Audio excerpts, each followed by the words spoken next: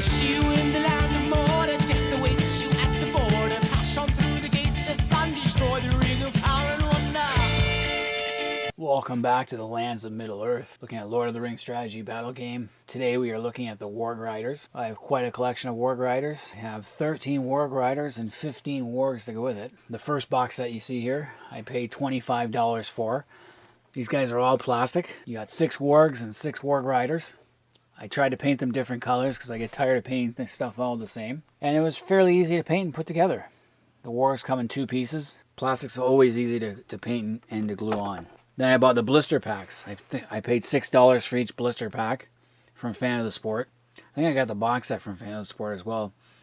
These guys are all metal. They usually come in 2 or 3 pieces. Metal's a little harder to paint because you can see a little metallic sheen on a couple of these guys. Nothing ever really turns out well, and you had a choice of either a bowman or a spearman. I did have a 4th one, but I sold it, made some money off it so I could buy something else. Then the other set I got, I don't have a...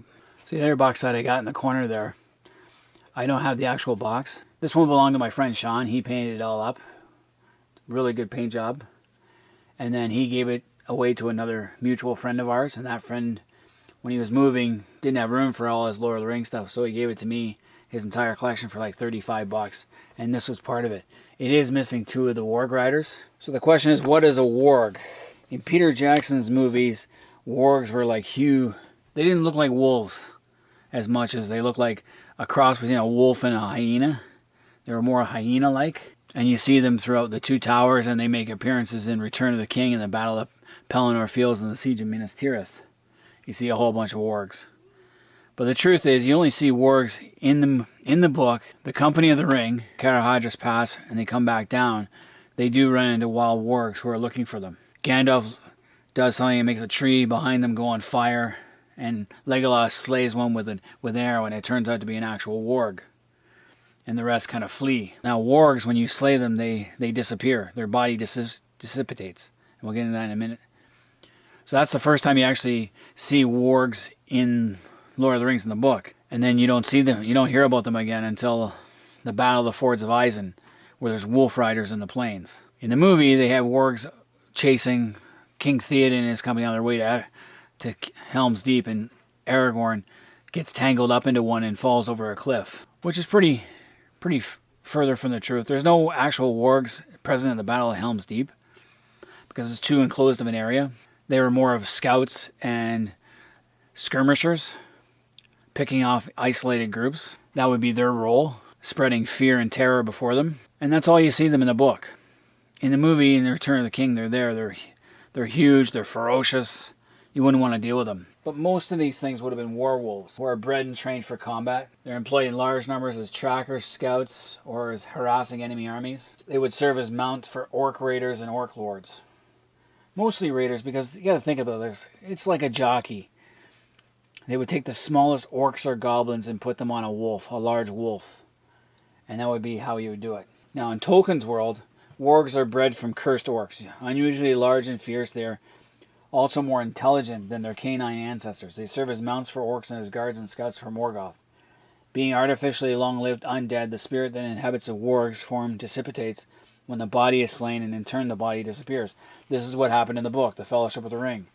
Legolas slew the warg chieftain with an arrow, and they couldn't find the body. They found the arrow, but not the body the next day. So that's what wargs are. So there would have been wargs. There's no wargs in Mordor because it wouldn't be... It's hard. You can't feed something like that in a volcanic desert setting. Dol Guldur would have had wild wargs because there was wargs in The Hobbit they were mentioning. It was mentioned in The Hobbit, and then again it's mentioned in Lord of the Rings that the wargs have crossed the Misty Mountains. So that's the backstory there. Get a little close up here. Now Peter Jackson's movie, they were cool looking, I will admit, and they were pretty ferocious. You wouldn't want to meet one of these in the middle of the wild, or anywhere for that matter. It would definitely ruin your day. And in fighting these things, in the strategy battle system, they're pretty badass too. Now, they only get 1 attack. They should get 2, because the wolf should get an attack, and the warg should get an attack, and the goblin on top should get an attack. Should be 2 to 1. But then, so too should horses. Battle-trained war horses would kick and bite, so that would be so they should get another attack.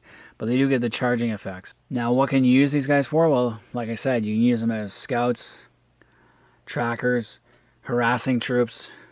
On a head-on charge, arrows and spears would decimate these things. So they're no good in frontal assaults. You can use them as line breakers, but spears and arrows would definitely take out most of them before they reach the line. They'd be more useful for working their way around the rear and getting on the flanks. In the Battle of the Fords of Isen, Wolf Riders were used to scatter the Rohirrim garrison on the east bank of the fords, which was lightly held by 3 companies of riders. Theodred's returning troops, coming back from the little foray against Isengard, were crossing back and they got scattered by these Wolf Riders and some Dunish horsemen. And then after that you just see that there's Wolf Riders in the plains, probably heading towards Edoras or scouting out things. But overall, the effect is pretty good. You can use these troops as just as wolves, as independent wargs without the riders, or you can use them as massed. So I have 15 of these things, 13 are mounted, and it gives me a good sizable army. So we'll put it with my Battle of the Fords of Isen and go from there. Until next time, this is Roman Daysal, I'm out of here.